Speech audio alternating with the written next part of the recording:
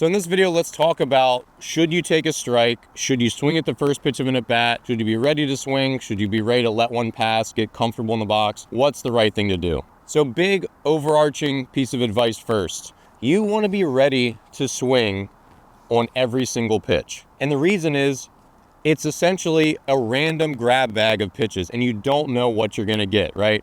I could use a Forrest Gump quote here, but I know the young people in the audience won't get it. You're gonna get maybe one of the best pitches you'll see the entire at bat on that first pitch, or you might get it the seventh pitch of the at bat. You don't know which one it is. You don't wanna go up there with the bat on your shoulder, because the one that you take when you're just really not ready to swing might be the absolute best one that you could drive and do damage with. And you don't wanna give that away and let the pitcher off the hook.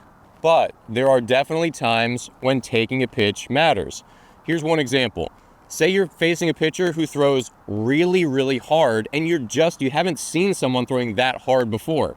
It's often gonna make sense to be, okay, I look ready, but I know that I need at least one to acclimate to that velocity. You know, if I was playing adult league baseball and there's a guy throwing in the 90s, I'm probably taking the first pitch for that exact reason, because it's been so long since I've seen something that velocity. It's gonna pay dividends letting one pass, so I can say, okay, now I've got a little bit of a better idea of my rhythm and timing, et cetera, et cetera. So now I can have a productive at bat even if I'm behind in the count 0-1. But for most situations, when you're facing a pitcher who's within like the normal standard deviation of velocity, that's not gonna make sense. It's not gonna make sense for you to go up there with the bat on your shoulder and take a first pitch as a rule, because what pitchers wanna do is they wanna get ahead in the count. So you're often gonna get a pitcher who's gonna throw a strike more often than they're not, and they're gonna throw a fastball more often than not on the first pitch. So that doesn't mean you should go up there trying to swing at the first pitch, because if you're trying to swing at the first pitch, then you're more often going to swing at something that you maybe don't want to swing at because you're so committed to swinging. So you don't want to be committed to swinging on any single count. You just want to be ready to swing on any single count, and that's a big difference. When hitters go up there and they say, I'm going to smash this first pitch, and they get ready and they see that fastball, then they realize it's on the outside corner, well, then they ground out, and that wasn't a good result. But when hitters go up to the plate and they say, I'm gonna be ready and I'm gonna recognize the pitch, and if it's something for me, I'm gonna be ready to smash it, no matter if it's the first pitch or the last. So let's talk about some scenarios when it does make sense to take a strike, and as a coach, when you might put this on. If you need a run or two, or you need a lot of runs in the last inning or so, it's gonna make sense to probably take a strike, especially if the pitcher does not have pinpoint control. Because you need base runners, a walk is as good as a hit, so you're gonna try to force this pitcher to really throw strikes and force the issue. If you can get on first base with a walk, then that's a great result. Another time to take a pitch is when the pitcher is already struggling to throw strikes. If they've walked a hitter or two, which is very common in youth baseball, and they're just kind of all over the place, it does not make sense to let that pitcher off the hook by swinging at the first pitch of the at-bat. That's often a gift to them. Now, again, my advice still stands, where if he's walked a couple batters and he throws you an absolute cookie down the middle, should you swing at it? Yes, smash it and put this pitcher out of his misery. But you need to be extra selective on that first pitch when the pitcher is struggling with control, because you don't want to let them off the hook and give them a free out. So be careful. If a pitcher is struggling to throw strikes, let them to continue struggling and really tighten up your zone and be ultra selective about what you swing at.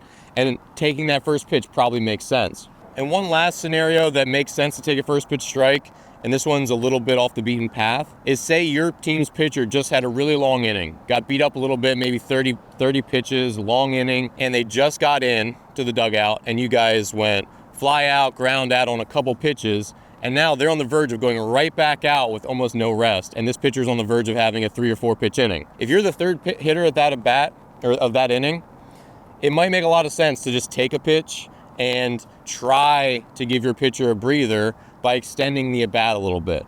It's really, really bad if a pitcher has a long inning, a 10+ minute inning, and has to hustle right back in and then right back out because the hitters go 6 pitches and the inning's over. So consider having a little bit of feel for that scenario, whereas if your pitcher does need a breather, you can help kind of like buy some time, maybe step out a bunch, maybe just do something to allow your pitcher to catch their breath so they can regroup and then continue to fight for your team on the mound. Another scenario when you might take a pitch or the coach might consistently put on a take is when a pitcher's just been mowing you down and it's been a really quick inning. So say the opposing starting pitcher's had a 10-pitch inning, a 6-pitch inning, a 12-pitch inning, a 7-pitch inning, and they've gone 4 innings and only thrown about 40 pitches.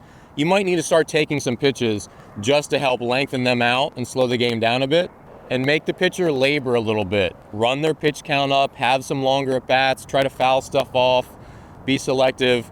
Those things can help, because if you have a starting pitcher who's good and he goes 5 innings at 57 pitches, he's probably going to finish the whole game and it's going to be tough to win. So consider slowing them down, taking some pitches, having longer at-bats, so you can maybe get into the bullpen where they're probably going to have a little less ability than that excellent starting pitcher. So hopefully this video was helpful. Taking a pitch can be a valid strategy sometimes, other times not so much.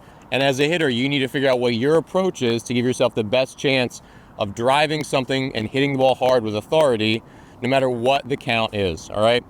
So if you're new here, be sure to subscribe to the channel below. Check out my online resources, my courses, my books, and I'll see you here in the next video.